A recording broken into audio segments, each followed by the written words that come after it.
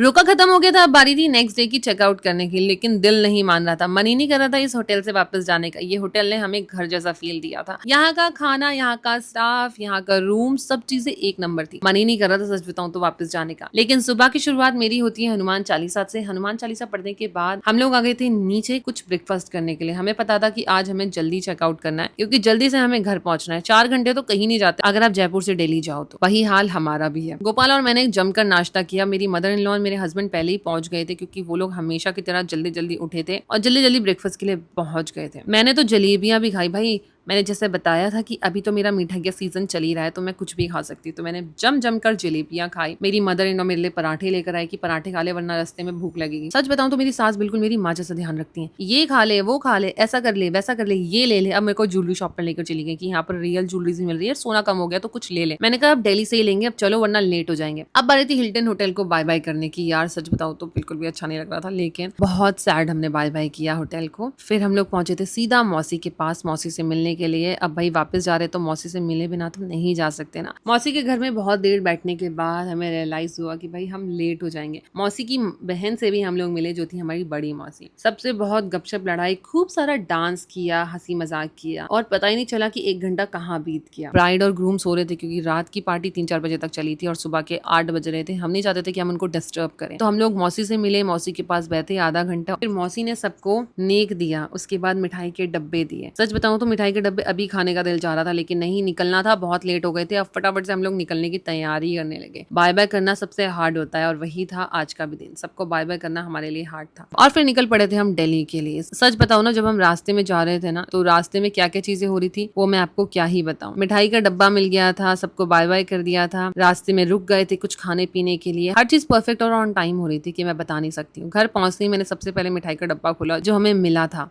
ये मिठाई थी जयपुरी मिठाई। पैकेजिंग बहुत ज्यादा अच्छी थी एंड कैंडल की खुशबू तो और ज्यादा अच्छी थी। सच बताऊं तो मैंने लड्डू नहीं खाए थे, लेकिन जिसने भी लड्डू खाए ना सबने वाह वाह ही गई। उसके बाद हमारी एक छोटी सी प्यारी सी फैन ने हम दोनों के लिए एक फोटो फ्रेम गिफ्ट किया था जयपुर में। अब आप कमेंट बताना कि आप इस वीडियो को जयपुर से देख रहे हो या फिर किसी और सिटी से देख रहे हो, तो लाइक कर देना। Bye bye guys, love you all.